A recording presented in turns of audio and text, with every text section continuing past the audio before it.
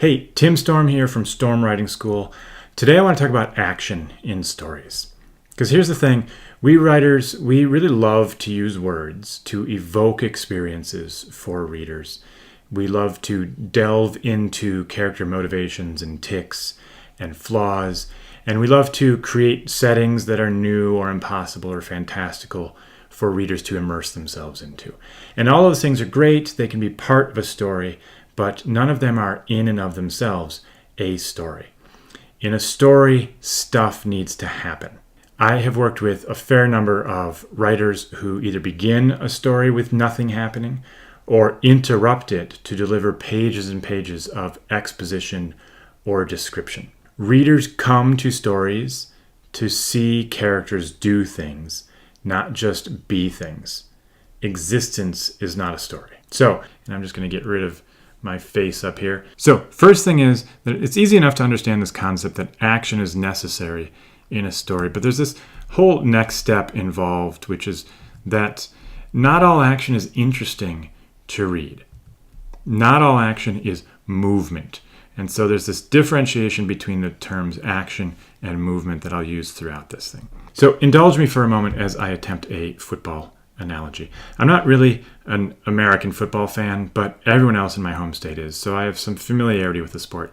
And here's one of the things I understand. You can run dozens of yards with the ball, but still not progress forward on the field. Okay, so let's say we are starting with this red team. They have possession of the ball, and they're ultimately trying to get it down to this end zone so they can score some points. But they can settle for a first down. So that is, they want to get the ball past this movable marker that some dude on the sidelines holds 10 yards further downfield from wherever the player landed on the previous successful passing of the first down marker. Yeah, don't overthink this.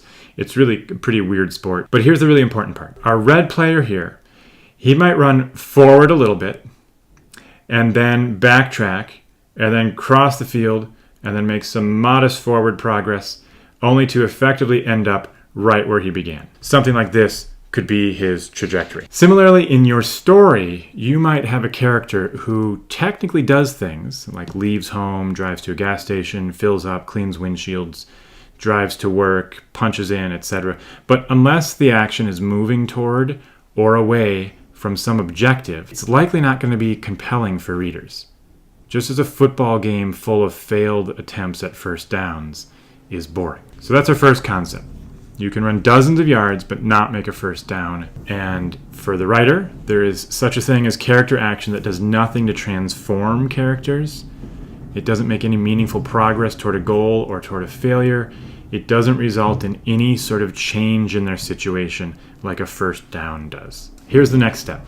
Incremental progress. Now, this first down thing is one of the weirdest parts of American football. I know no other sport that has such built-in milestones as players move toward an objective. But the first downs in football are precisely what make it a good analogy for storytelling. Because a football game is exciting when we see a team struggle for first downs and progress up the field toward the end zone. It actually adds suspense when we see this incremental progress. So we're back with our red team, and let's say they get to this first down marker after 2 attempts, and they get just past it. So now they're positioned here, and we have a new first down approximately there. And then they throw it for long, and they get, say, down here someplace.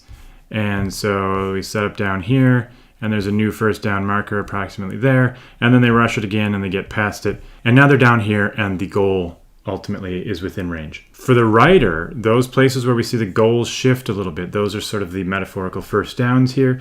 The end goal may not shift, but the immediate goal shifts a little bit. So the protagonist gets called to her sisters to help with something.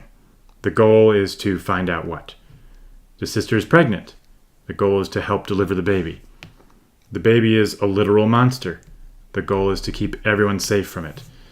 The protagonist fights with the sister about how to deal with the baby. The goal is to convince the sister to contain it. This is more or less something that happened in the novel Circe by Madeline Miller. In a story, the goal shifts a bit within scenes, from one scene to the next and from one act to the next, and that incremental progress is really compelling to watch. Here's the final thing. All progress is in relation to the end zones. In football, one end zone means the team scores points, but if a team is backed up to their own end zone, they'll lose points and lose possession. So all progress is measured clearly by how much a team progresses toward one end zone or the other, toward success or failure. In stories, readers need to pretty much constantly be aware of the end zones. What is the character's ultimate goal? What does success look like? And what does the character have to lose? What does failure look like? So a compelling story has clear end zones, and even if we see incremental progress, that progress means something because the character sometimes fails, and we're constantly aware of how bad it could get. Okay, so there are the 3 rules to come out of this football analogy. Did this do anything for you? I won't be offended if it didn't, because I'm not a football fan myself, but as Wayne Gretzky once said, 100% of the analogies you don't make don't help writers create better stories. At least I think that was Wayne Gretzky.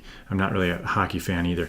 But what I've done is I've written all this down at this address here at my blog, and I've also created a flow chart for this, which does not rely so much on the football analogy and has a couple links to a few articles, both of my own and from other people. So go check that out. And thanks for watching.